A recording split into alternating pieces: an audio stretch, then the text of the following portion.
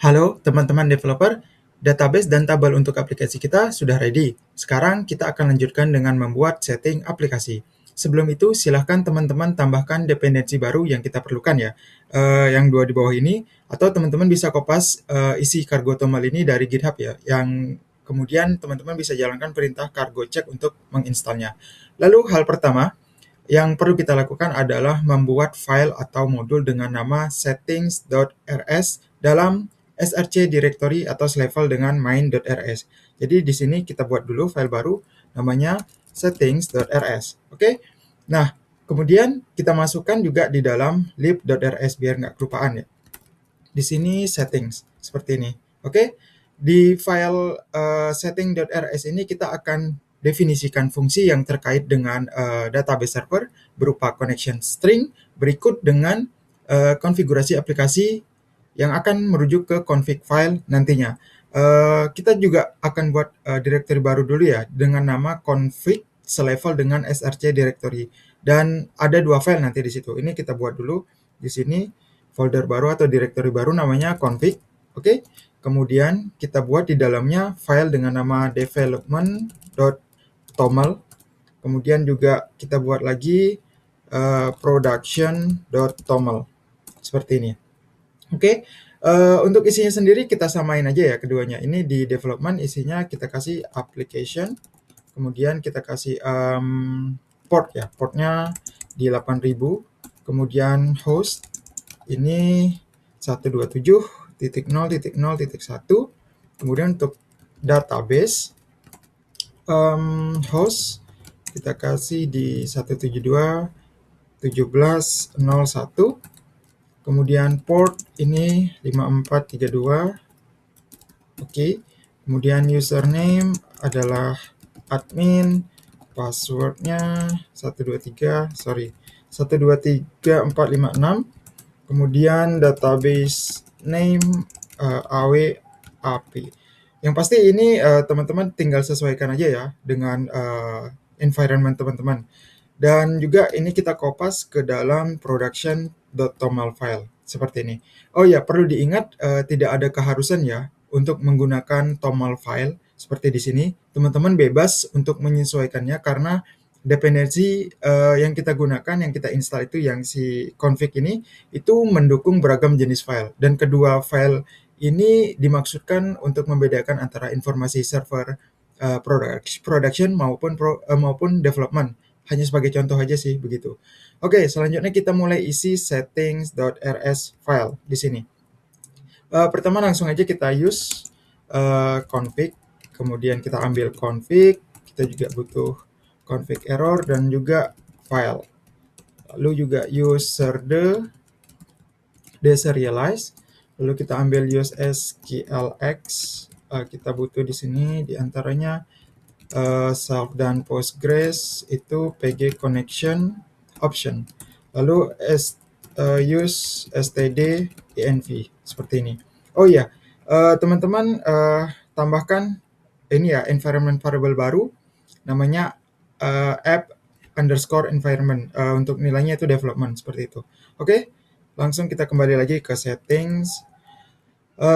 Apa tadi ya? Oh ya, kita buat struct dulu di sini. Di sini derive. Di sini kita butuh debug, kemudian kita butuh clone, juga kita butuh deserialize. Dan untuk struct-nya itu bentuknya public, kemudian namanya pertama settings begini, lalu public database settings, kemudian di sini adalah kita duplikat application setting, di sini adalah application seperti ini.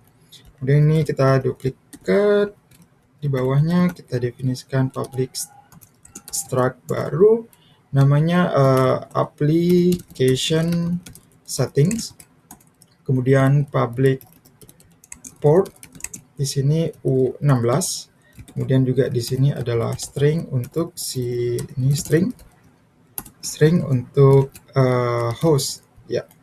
Kita duplikat lagi, kemudian di sini namanya public struct database settings, dan untuk isinya public username adalah string, kita duplikat semua. Kemudian kita ganti di sini password, dan di sini adalah port U16. Sini U16. Kemudian setelah port ada host string, dan yang terakhir itu di sini ini hapus satu. Database name, ya string. Oke. Kemudian kita buat implementasi impl database settings. Di dalamnya sini public fn parse connection string self. Di sini kita kasih pg connect option. Kemudian pg connect option new, kita chaining dengan host, ambil dari self ke host. Kemudian kita duplikat juga di sini username. Sini adalah username.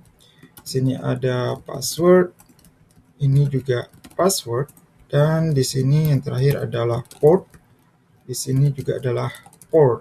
Oke. Lalu method yang kedua, public fn database database connection string. Begini. Self ke pg connect option.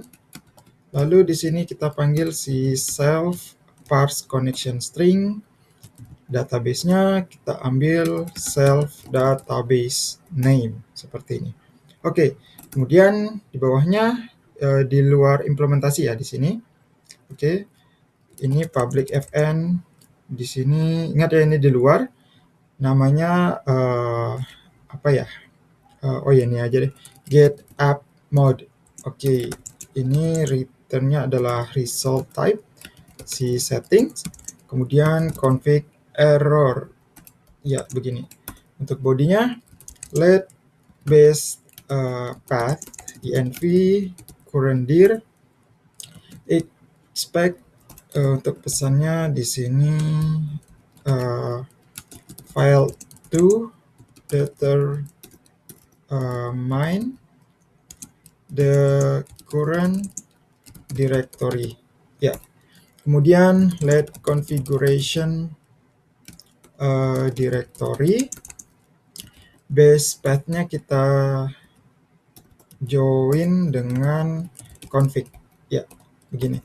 Lalu kita buat variable run underscore mode env var. Di sini adalah tadi app environment. Kemudian kita chaining dengan unwrap or else. Di sini adalah closure. Nilainya itu development. Begini. Into. Kita chaining lagi dengan try into. Kita chaining lagi dengan expect. Pesannya adalah ini titik koma di belakang. File to parse app environment. Ya, begini. Kemudian ada variable lagi yang namanya settings. Di sini kita ambil config builder-nya, kita chaining dengan add source file from configuration directory. Kemudian kita join dengan development. Ya, development. Kemudian ini required true. Lalu kita tambah lagi add source config environment with prefix, ini adalah app. Kemudian separatornya adalah underscore. Lalu kita chaining lagi add source file from configuration directory join. Kemudian run mode di sini. Kemudian kita tambahkan method str. Kemudian di sini adalah required-nya true juga. Sebentar, ini kayaknya ada yang miss deh. Coba di sini yang terakhir build. Oh, udah benar. Ya. Dan sebagai penutup fungsinya, kita langsung return si settings, kita deserialize, try deserialize, ya, yang ini. Oke, di sini di file ini kita definisikan settings yang dimaksudkan untuk aplikasi kita. Ada 3 macam struct yang kita buat untuk membantu kita membedakan jenis settings yang ada, begitu.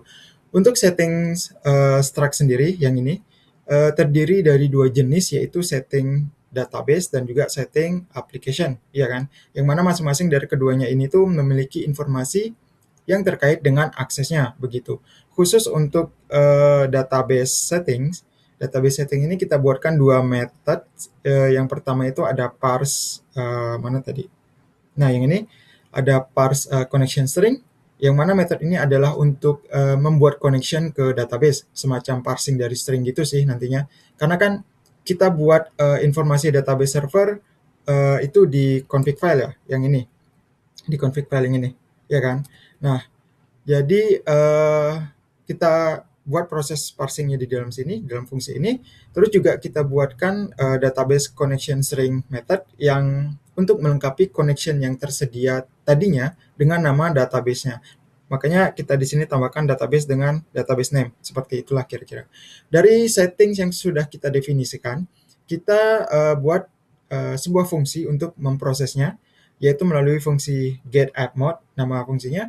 Di dalam fungsi ini tuh terjadi proses membaca file konfigurasi yang kita buat berikut dengan environment variable yang ini, yang kemudian akan di-deserialize ke jenis setting yang sesuai. Kalau teman-teman lihat di fungsi ini itu return-nya adalah result type ya, dengan settings struct untuk return yang valid, begitu. Namun tidak sampai di sini. Kalau kita save, misalnya ini kita save, harusnya ada error sih. Ya, benar, harusnya ada error. Nah, di sini ada error. Kemudian ini kok errornya sebentar. Oh ya, ini harusnya nggak pakai reference. Oke, di sini ya masih error, benar.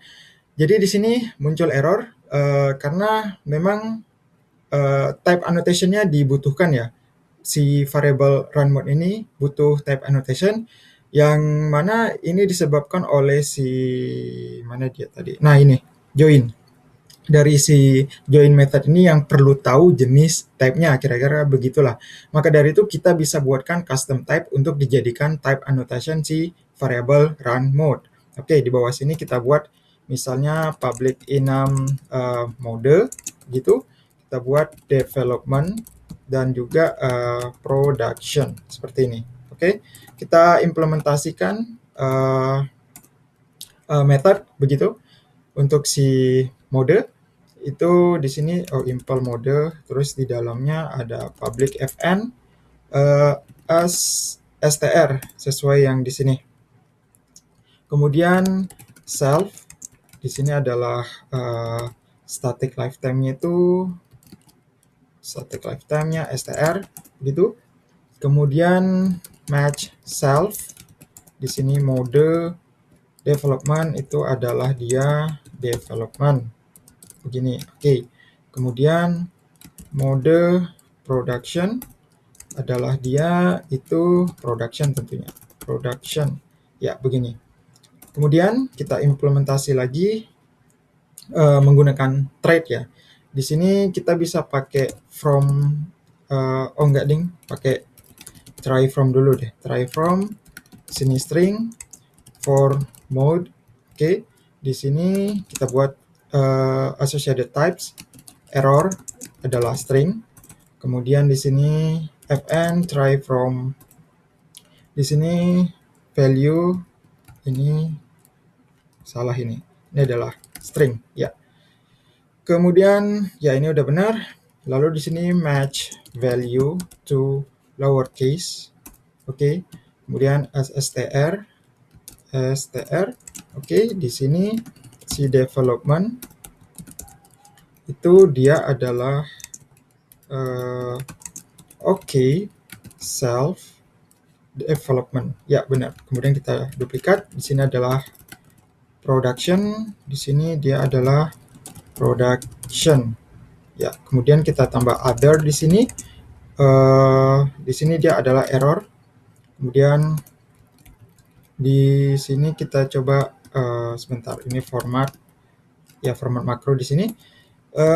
Kita tambah di sini stringnya yang error ini itu is not support environment, it's not a supported environment. Ya, begini. Use either development or production. Ya, begini. Kemudian kita kasih di bawahnya sini adalah si other, begitu. Oke, kira-kira seperti ini. Nah, jadi sesuai dengan mode yang kita punya di dalam aplikasi, begitu. Modenya yang ini ada development maupun production, begitu ya. Kita definisikan enum dengan dua macam mode, yaitu development dan juga production. Juga kita buatkan str method di sini untuk proses konversi varian ke lowercase string, begitu. Lalu juga ada try from method yang mana akan mengkonversi string ke varian yang dibantu oleh try from thread. Jadi kebalikannya gitu sih. Jadi juga dengan tambahan yang di sini kalau kita lihat, ya ini tambahan mode jika tidak sesuai.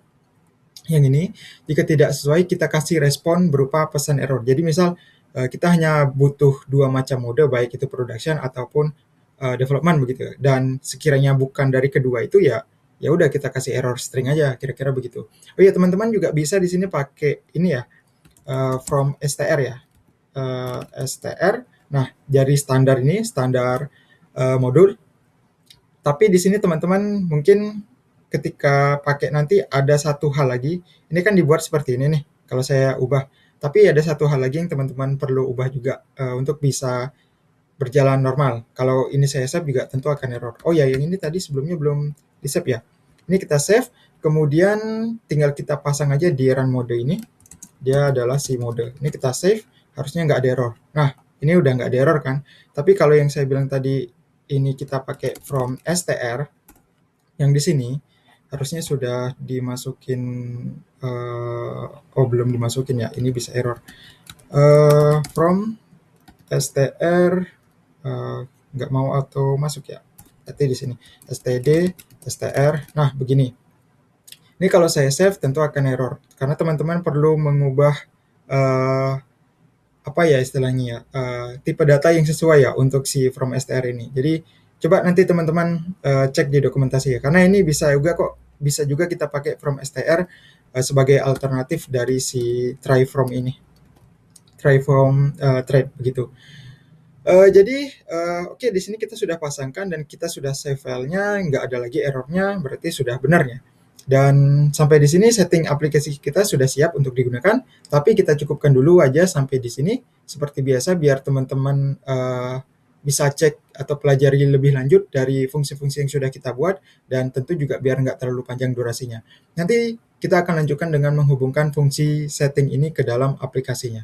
Begitu. Baiklah, sekian dulu untuk video kali ini. Sampai ketemu lagi di video selanjutnya.